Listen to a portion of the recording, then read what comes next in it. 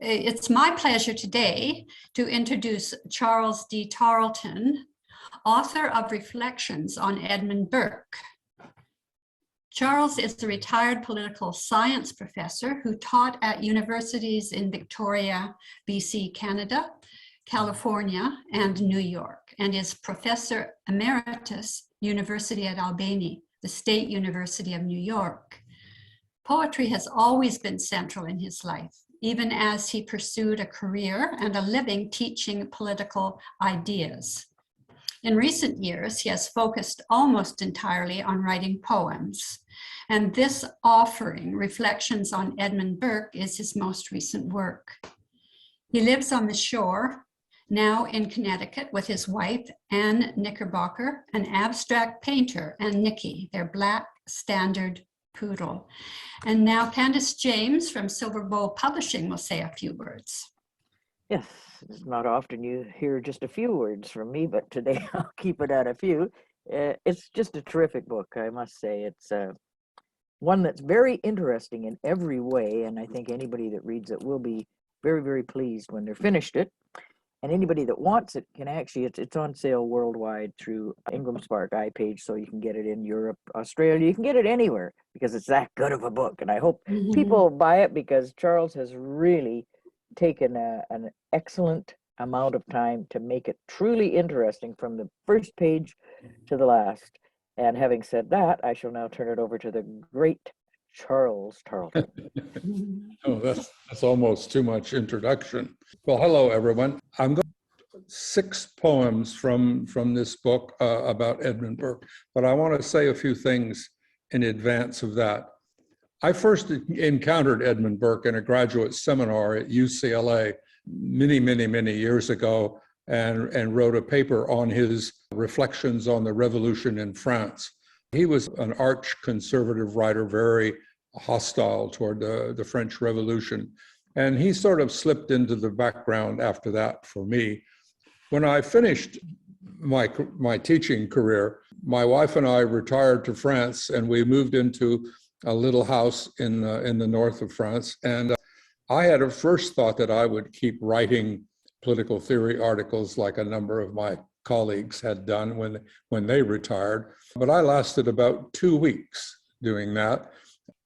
All across my life, I have written poetry piecemeal, bits and pieces here for birthdays, anniversaries, different kinds of things. Like I had submitted and published poems in student publications on campus at Albany and in Christchurch, New Zealand. I always kept my hand in, and I read a lot of poetry, but I never thought of it as a full-time occupation. But I was there in France, and having abandoned the political theory, was flopping around looking for something to do. Retirement, I found, gives you a lot of time. So I read somewhere at the time an article on a Japanese poetic form that I can't remember what it's actually called in Japan, but in the United States, it flourishes under the name of Tonka Prose. And the Tonka Prose form is a prose paragraph, in its simplest version, is a prose paragraph followed by a 5-line Tonka poem, which is a poem written, strictly speaking, when it's done strictly, is in the Japanese syllable system or whatever. It's not really a syllable system, but it would be a number of stresses per line. In 5 lines, they would be 5, 7, 5, 7, 7.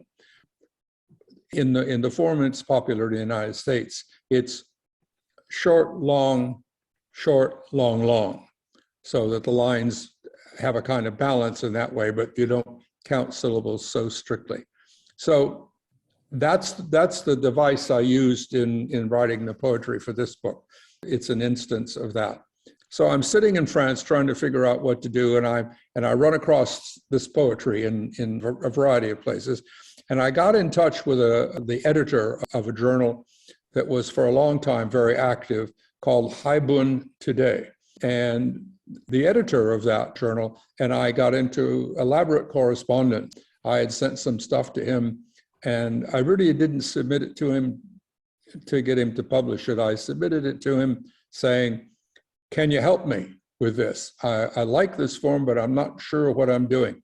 So for the next year or so, he more or less gave me a course in the writing of this poetic form. And then I began to publish things in that journal and in a couple of other journals. And I did that for a very long time. And that was the only place I published. But gradually, that one went out of business and a couple of others. And I was always interested in other things too. But so I kind of shifted my ground into other forms of poetry. In this book, though, I went back to that form. And I picked another book by Burke, which I had never read or had not paid enough attention to. I don't think I ever finished the book as a student and so on.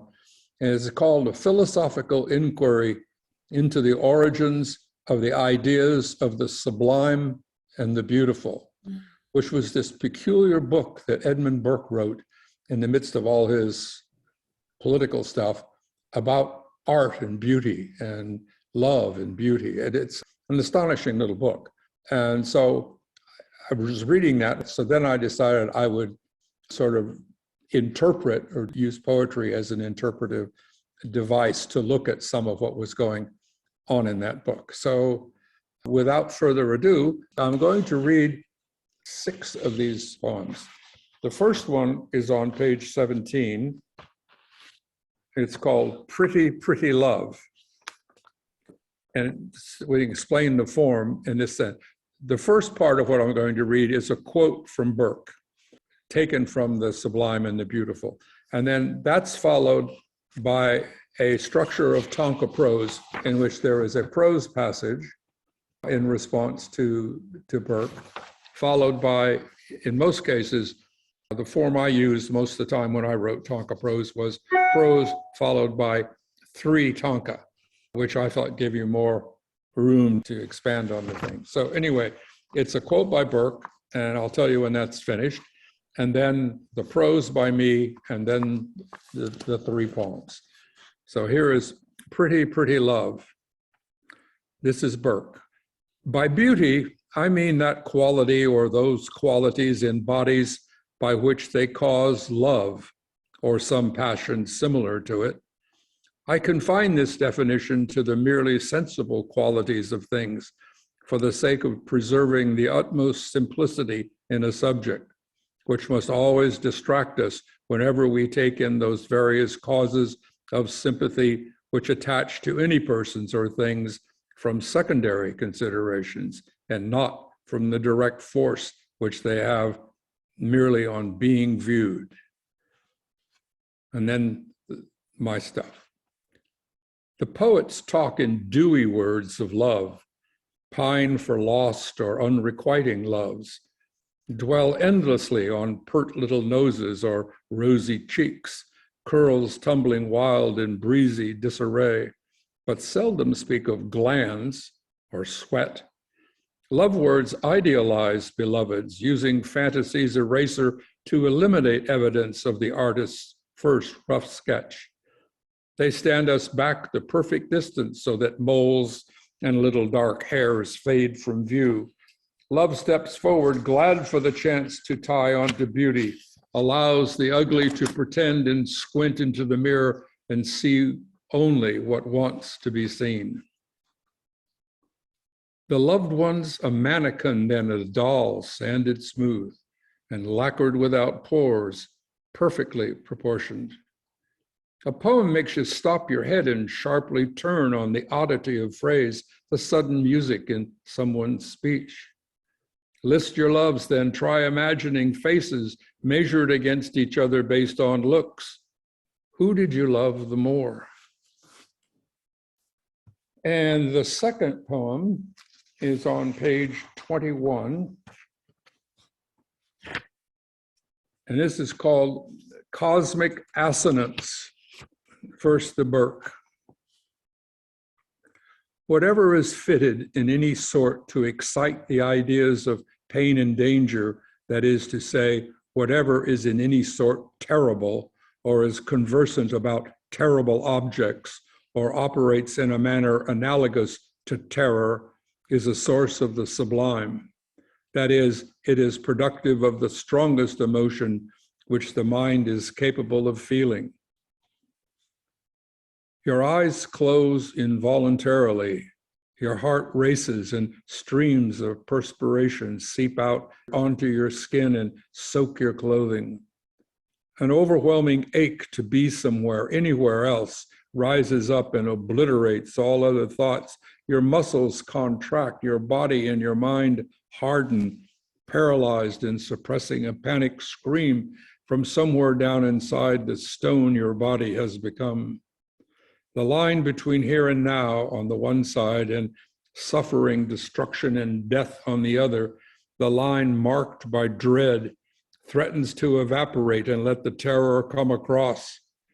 But here, a weird pleasure, one might say, a sublime pleasure prevails. As long as the situation remains static and nothing happens, oh God, you pray, don't let this happen. The poems.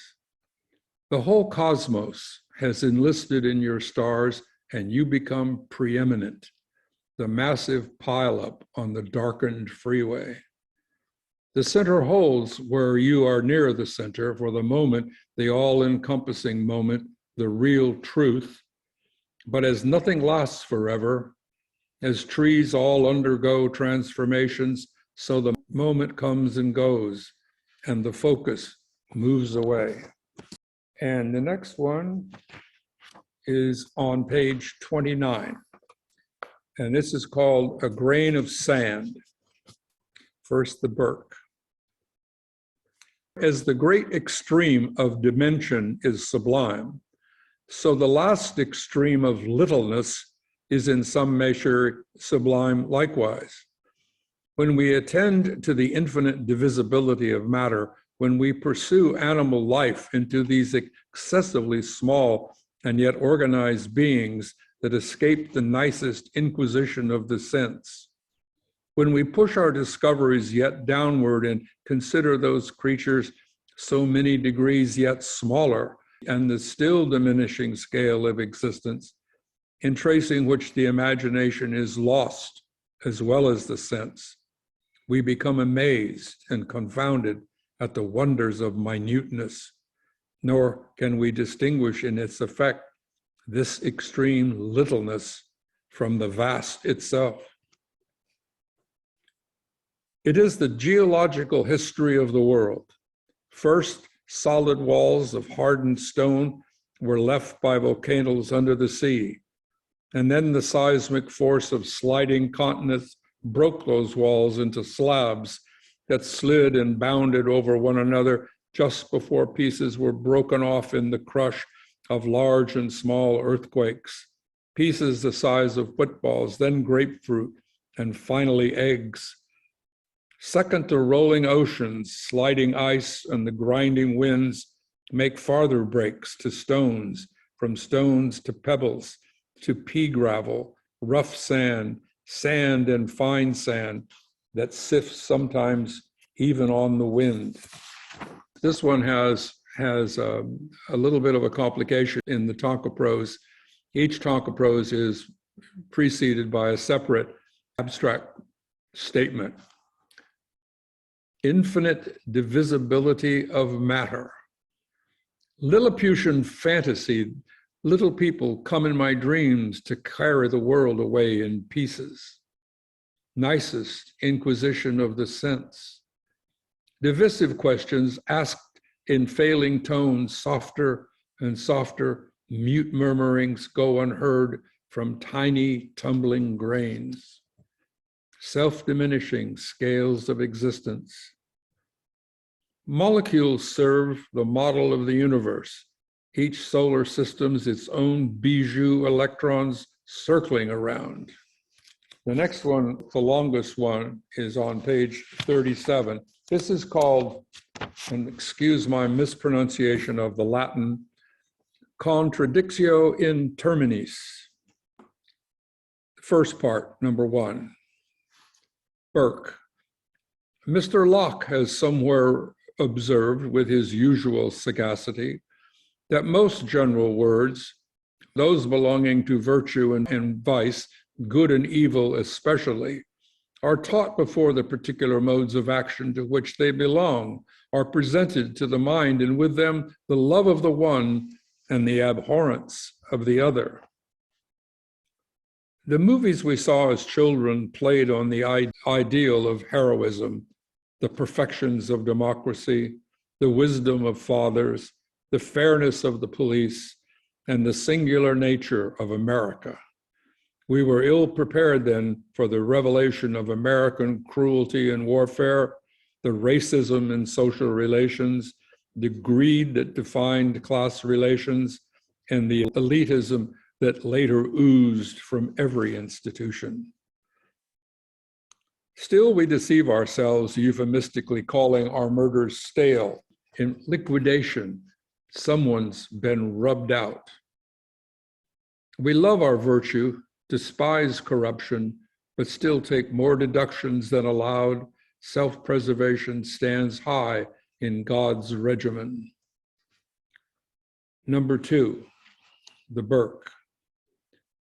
When afterwards the several occurrences in life come to be applied to these words, and that which is pleasant often appears under the name of evil, and what is disagreeable to nature is called good and virtuous, a strange confusion of ideas and affection arises in the minds of many, and an appearance of no small contradiction between their notions and their actions. They name your favorites shameful, try to make you proud of the depraved stuff that throws us rudely off our game.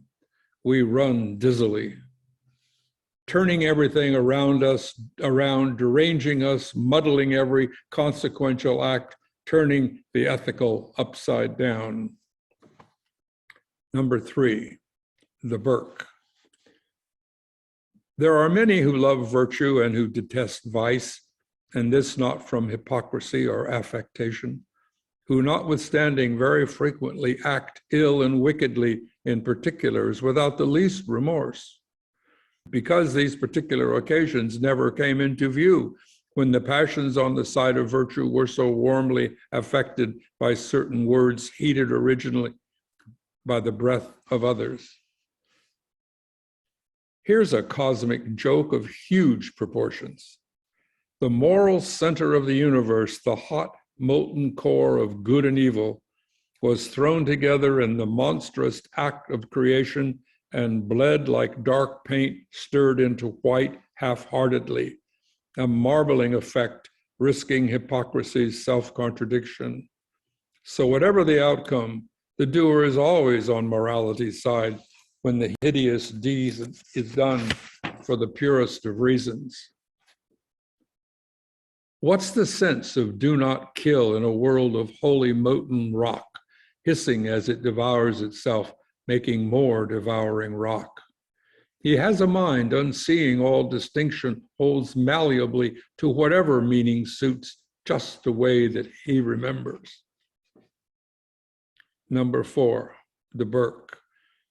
And for this reason, it is hard to repeat certain sets of words, though owned by ourselves unoperative, without being in some degree affected, especially if a warm and affecting tone of voice accompanies them, as suppose wise, valiant, generous, good, and great.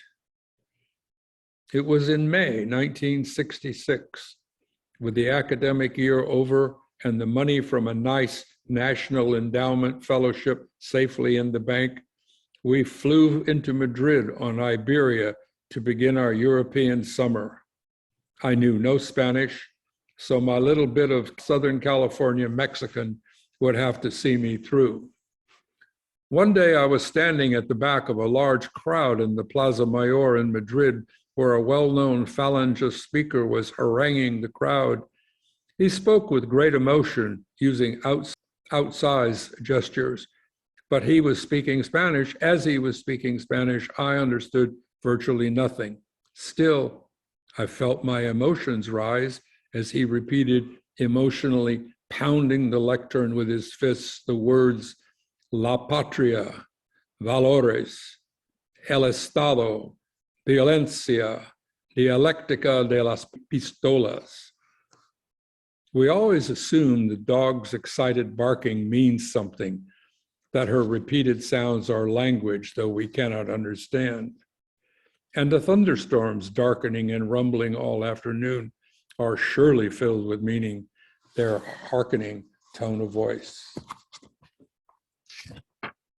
Okay, so that's all of the poems from the Sublime and the Beautiful. In one edition of this publication, Burke had appended what he calls a coda dealing with the question of taste. So I'm going to read a couple from that section, which I always found very interesting. The first is called Whim, Fancy, and Caprice. The Burke. I make no doubt but that the logic of taste, if I may be allowed the expression, might very possibly be as well digested, and we might come to discuss matters of this nature with as much certainty as those which seem more immediately within the province of mere reason. And indeed, it is very necessary at the entrance into such an inquiry as our present to make this point as clear as possible. For if taste has no fixed principles, if the imagination is not affected according to some invariable and certain laws, our labor is likely to be employed to very little purpose, as it must be judged a useless, if not an absurd undertaking, to lay down rules for caprice and to set up for a legislature of whims and fancies. Absolute truth lies only in the surety of logic, or under the fires of religious conviction, both places where all answers are known in advance, and doubtless in the circularity of their tautology, wherein the same thing is uttered twice in different words. Here we come to the moral equivalence of the old saw, everything in the world is red, of course, except the things that aren't. The only resolution to the great aesthetic and ethical disparities in the world is to insist then that some of the world are wrong. The man stands leaning on his umbrella before Excavation by Wilhelm de Kooning, claiming in a loud voice to know it is the representation of an old Dutch resort just outside in Muidenstrand. Others in the gallery shake their heads, muttering inaudibly. Even the atom strays from its appointed path, knocked off the rails by curious looks in that direction. The role of the rule is to delimit choices, to legislate what anyone can call beautiful or good. I know nothing, the German officer said about art, but I know what I like. Quaint villages in a medieval vein. And finally, from this section, a poem called Transduction. The Burke. If we suffer ourselves to imagine that their senses present to different men different images of things, this skeptical proceeding will make every sort of reasoning on every subject vain and frivolous. But as there will be little doubt that bodies present similar images to the whole species, it must necessarily be allowed that the pleasures and the pains which every object excites in one mass, it must raise in all mankind, whilst it operates naturally, simply, and by its proper powers only. Here is crystalline sophistry writ coolly in its givens. The first assumption, everyone's senses present the same impressions of the world. There just is no doubt that things feel, smell, taste, and sound the same to everyone. The second proposition, it follows of necessity that the pleasure and pain generated in one person by anything in the world has to be likewise generated in everyone else. Third, of course, that doesn't hold if there's been any unnatural shenanigans. For instance, if someone spread mustard on your frosted layer cake. The syllogism's force makes of necessity facts generate pleasure equally to all as an act of discipline. Not all noses are the same. My standard poodle smells long distances and trouble and fear and illness, one skin flake in a trillion. On a little breeze, the jockey smells horse sweat, sailors just the sea, the scent of death in the wood, incense in the transept. Okay. That's it. Yeah. Very, very nice. So how long did I go? How long was that? 30 minutes, 30 minutes. About 30 minutes, yeah. That's right, exactly. That's good.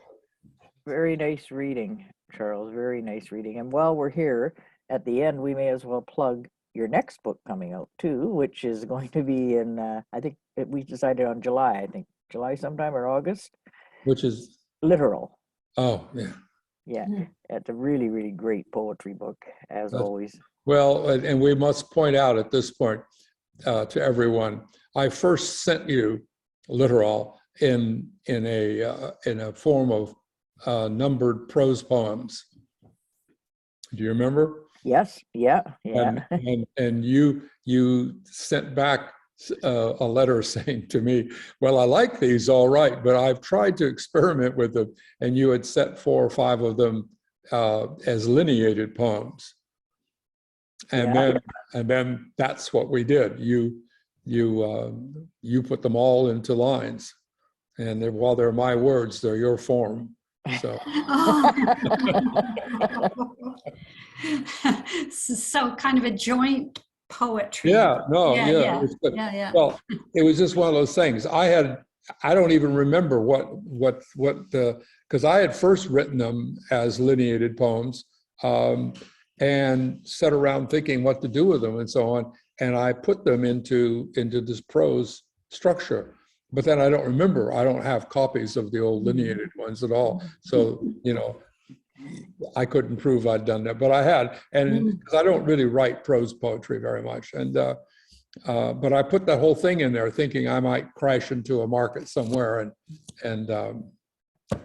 But anyway, so she fixed it for me. So I like it better this way. It's I have copies of it because I bought copies and I got some from you and I sent them to friends and family and stuff. And there's been a really good response to it. So that makes me happy. It's really, really nice. And another thing too, just so you know, I really didn't do much.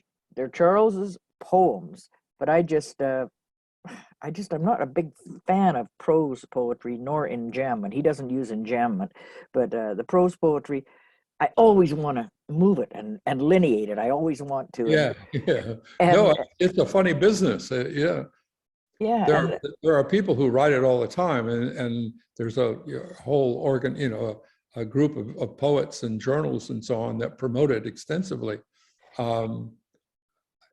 Sometimes, I have a little brother who lives in New Zealand, and he is an infrequent but really very good little poet, and but mostly what he is a painter. And he lives on the shore in the North Island of New Zealand, and he is one of those people who has the great skill for that kind of stuff, and who loved my book. I sent it to him, and he really likes this. So that would be so I know it's okay because John. So.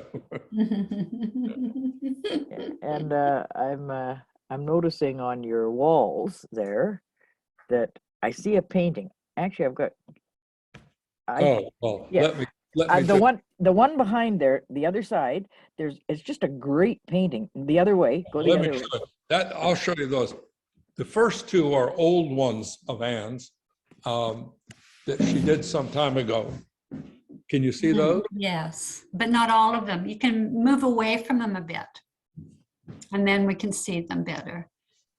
There we go. Nice. All I can see is Carol. But now she's in several shows, and she's been making these new paintings. And see if I can find a couple of them here. Here's one. Oh, wow. Okay, every time you talk, Carol, he flashes off screen, so I can't see the painting. Oh, Now I can. okay. Okay, so there's that one. And this one. And well, our house is filled with this stuff. I don't let her hang anything but her own stuff. So there's another. The lighting is not good, but, and then here's my favorite. Wow. That one on the wall. They're all pretty sizable paintings. So, but anyway, so we just live in a world. We just do our art all day long. Now, see that one right behind you now. If you turn the other way, turn your head the other way and look behind you the other way. Look, yeah, that right behind you with all the red and the white on the wall behind you. Yeah, that one over Way up there. high. Yeah. What's the name of it? Huh? What's the name of that one that's right there with the, looks like there's white and black and red and it's abstract. Now you're looking at the wall right across from you. Look at the wall behind you. No, the other way though. The other way. Look right behind you. Okay, The up other there. way. No, over behind again. Keep moving. No, the other way. That one there. Right. I can just see it in the corner over here. It's right behind your head in the exact angle your head. On the side of the door, behind you. There you go. Those? Mm-hmm. Yeah, that one up top. Yeah. And the one below it, I think are probably a couple of the best paintings I've ever seen in my life. Oh, they're really, yeah. She's quite good. She's a very controlled, calm, rational person of gentle ways. Wow, what a beautiful. It was really, for a long time, she tried to paint that way. And so it took several years, many years of painting to finally find the demon inside that then produces these kinds of things, which are far more dramatic and who knows what they say, but I love them. So does she have on a website or anything anywhere where she's walked around and described each painting with a telephone picture video thing? You can go to annknickerbocker.com. Okay. That's her website. And all of her paintings from the beginning till now are on there. Wow. The most recent ones are there, and you can enlarge them on your screen and look at them. Yeah. Perfect.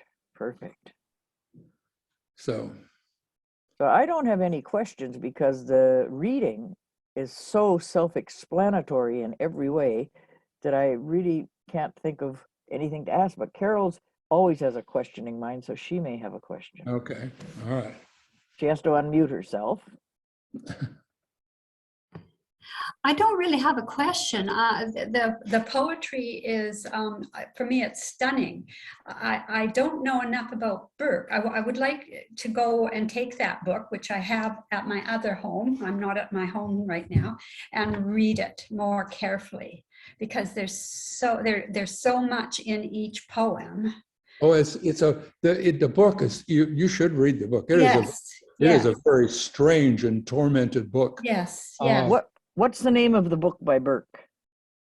It's called A Philosophical Inquiry into the Origins of the Ideas of the Sublime and the Beautiful. Mm-hmm. And in essence, the sublime for Burke, as a professor once explained to me, is the feeling you get in the presence of standing on the edge of the Grand Canyon, or hanging over the edge of the top thing of the Empire State Building. I mean, it's awe and terror in a kind of aesthetic way. And the beautiful is just what it is. It's lovely things and proportional things and stuff like that. So he's writing about that, but it's full of weird sexual overtones and so on. There's a funny story, and I'm trying to think of the famous English art critic. Oh, can't remember his name. But anyway, the most famous 19th century English art critic, whoever that is, was a great definer of beauty and so on. And he met and married this absolutely gorgeous woman. And he was all just ecstatic and aesthetic about it. And on the wedding night, he was so overwhelmed and nauseated by her physicality without clothes on that the marriage was never consummated. Oh my I'm God. trying to remember who that guy is, because he wrote major works in the 19th century in Oh. English on So art. he was faced with what Sublime is right there in front of him. is what Why you're he couldn't saying. do it. No, there's that quality, I think, in the Burke text, that is, you can Fascinating. feel him struggling with the difference between this highfalutin sense of beauty, of the awe of things, and what most people want to call beauty is something that he would say is just pretty Yes. or lovely. Yes. But Now, if you think of the, as you were saying, the awe and the terror of the sublime, yeah, and think of turning all those awe and terror sublime things into the beauty, into beauty, that would be Yeah. something. yes. Well, I mean, that's just what he says. It's an aesthetic sort of a way of making aesthetic judgments. And he wants to establish a clear line in other people's thinking between things that are merely beautiful, merely pretty, merely balanced and proportional and lovely on the one hand, and this far more significant, demanding aesthetic quality of the sublime is something that so overwhelms you that it leaves you speechless and in awe. And it's And- like your wife's paintings. Yes, that's what I would say. Yes. Yeah, I was thinking the same thing, Candace, that Yeah. that's what your wife is doing in her paintings is. Yeah, well, you should go and look at her website. Mhm, It's very interesting. Yeah. So, Yeah. well, this was really fun. That was great. No. One other quick question. Does your wife have a video where she's walking around and she's pointing her phone, if it takes pictures, at the actual painting and then describing how she felt when she was doing it and what her inspiration for that was? Then she slowly moves the video over to the next painting. No, Does she no. have something like that? No, she She just should. has.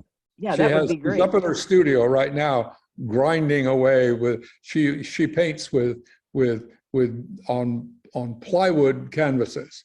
So we buy these heavily framed plywood. It's a very thin plywood because she doesn't like the way canvas gives way when you're painting on it. Yeah. So she's up in her studio now, and she paints on these things, and then she stands around and looks at them, and then she has an electric sander. And she goes up to the painting and on parts of it, and she just sands it and it reveals the layers of painting. Wow. So they're all very complicated and done with lots of process. I don't think that they have a truly, I would say they don't have a truly initial, it's not like sitting down and drawing a portrait, but you're trying to get an adequate representation of what you're looking at. And She's with not looking at anything except inside her head, And with the sander and that, you could almost think of it as industrial arts marrying visual arts. Yeah, yeah.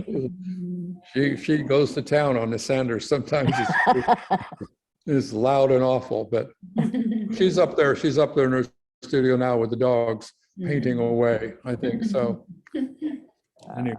What a lovely We took- household you have. Very lovely household you live in. Oh, this is we used to live in a little bitty house up in Northampton, Massachusetts, that we bought when we came back from France. And it was a lovely little place, very, very nice and tidy. But Anne grew up down here on the Connecticut shore. So we used to come down, and sometimes stay in a hotel, go to the beach and do other things and stuff. And we were one weekend up in Northampton, we were just bored. So we got in the car and we drove down to the Connecticut shore, and we're driving around looking at all the places that were in her childhood and young teenager years. And suddenly we got the idea, let's look at some houses. Because that was a recreational thing we've always done. When we're bored someplace, we'll go out and see a real estate agent and get them to show us, like we did this once at Lake George up in upstate New York, and saw a whole bunch of houses. We could never have afforded them. And that's what we always did down here. We looked at fabulous houses on the beach and near the beach, and it was really quite interesting. But we used to do that. So this time we came back, and that's what we thought we were doing. We were going to do a typical thing that we did. And so we were looking at various houses. And then we found this one. It's on a cul-de-sac street with a bunch of smaller houses around, some of them interesting, some of them not. But it's a one-way private little road. It's paved, but just barely. And this house we looked at, this couple had built this house for themselves. They hired architects, they did it all. And like, if you could, it has this huge elevated ceiling. Wow. Downstairs is pitched ceiling, and there's a big deck out on the ocean side, and a huge fenced yard. We've fenced it for the dogs and so on, but it's a huge property. It has, there's lots of land, and there's a big full basement. It has geothermal heating and cooling. Huge basement. Then there's a living room area with a fireplace, 1/2 floor up from the basement. And then where I am now is another 1/2 floor up, whereas the kitchen and the living room and the deck and windows looking out on the street. And then another 1/2 floor up is our bedroom and the bathroom, a big bathroom, and her studio. How lovely. Her studio has a little balcony looking at it. So it's like a three. Right over here, we can from this level we can see it. And So you knew right away that was the house for you guys? Oh, yeah, we were absolutely convinced instantaneously. Yeah. And it was really good was that the people who lived in it and who built it, I don't know how they got out of control like this. But the house, she was someone who did work with fabrics and different kinds of things, and her stuff was everywhere. The house was unlivable. There were just piles of stuff in every room and chaos, and the basement was virtually uninhabitable. You couldn't go down there. It was so full of junk, and it was just a strange house, but for some reason we could both see the bones. Yeah. Right. And it was because they'd had a lot of trouble selling it. So the house here at the beach, this much bigger house, much more interesting house, this was many thousands of dollars less than we sold our little house for in Northampton. Wow. So it was in every way a perfect move. Oh my gosh. I get goosebumps thinking about that. So is it more or less a 3-level split? It's not like anything I ever saw before, because these people designed it themselves. But like it's split levels, half levels, split up and downstairs. So downstairs. So you probably have a 4-level split. We have a basement, then the first little floor, which contains a big, huge glassed-in sun porch on the ground level with the ground, the yard, and connected to that is a big living room that's sort of sunken with a fireplace, and then we've made that the library. So we bought a bunch of old, wooden bookcases and filled all our books in there. So it looks like a little library. It has the unabridged dictionary that sitting on a little cabinet that I bought many years ago for 50 cents. Oh my. So anyway, and then you come up from there on this short flight of stairs, and we're in a big kitchen and the big kitchen sort of works as an L to the living room area. And then if you keep going, there's another bedroom. And between the bedroom and the kitchen, there's a huge bathroom. And then if you go up the next flight of stairs, then there's a little landing up there, and then her studio. Mm-hmm. And then there's a door that leads into our bedroom and another big bathroom. Wow. It was a piece of really good luck, you know. Mm. The only house I ever lived in that I liked as much and was as interesting was the house I had on Foul Bay in Victoria. Mm. I bought a house right on the sea. I mean, right across the street from the beach, with a view of the Olympic Mountains, and it was just astonishing place. It was also on many levels going up the side of the hill, you know. But I never told you that story. I'm going to stop in a minute. I had to give that house up because this was 1965, 66 in there, and I got involved as a ringleader in a student and young faculty revolt at the University of Victoria, and I got myself fired. And that was okay because I got another job, but it was really ironic because not only did I get fired that year, but as I left to go to Europe for the summer on the Canada Council, it was so poetic I could hardly stand it. But you know, Victoria was a beautiful place. When was that, in the 60s? I taught at Berkeley from 63 to 65, I think, and then Victoria from 65 to 67.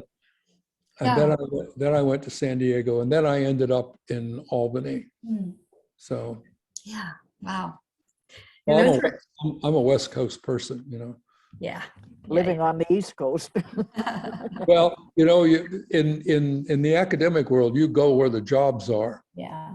You don't have the privilege of saying, you know, I'm going to be an engineer, so I'm just going to, but I want to live here. Yeah. No, if you want to be a professor, there aren't very many jobs to start with, and so you have to go where they are. Yeah. Interesting, fascinating, actually. I've enjoyed this part of the event as much as the reading, just getting to know your history and that. Yeah, thank you for being so open. Well, I have no secrets, so if you live your life, if you don't do anything wrong, exactly, then you don't need any secrets. Actually, there are huge parts of my life I never talk about. Okay, all right. Oh, we all have some of those. Yeah. Okay. Okay. Well, thanks. I'll get this edited sometime in the next couple of weeks. Yeah. What I'll do is I'll send you the edited one, and if you want, I can send you the full one if you want for your own. No, just send me the edited one. Okay, yeah. Excellent. I'll get that done within the next week or two. I'm really busy. I got so many books on the go right now. I just That's good. Can't even think straight. It is good. Yeah, well, the more the merrier, I say. Exactly. I was saying to myself, well, I want to thank you too, Candace, for pulling this Burke book. It was, I thought, buried in my files on my computer forever. You know, so I really love it. So thank you very much. And I think it's a book that will stand the tests of time, and people are going to buy it. They have to, because it's so interesting. It's just so interesting. We'll see then. Okay. Yep. Okay. Thanks. Thank you. Au revoir. Bye-bye. Bye-bye. Bye.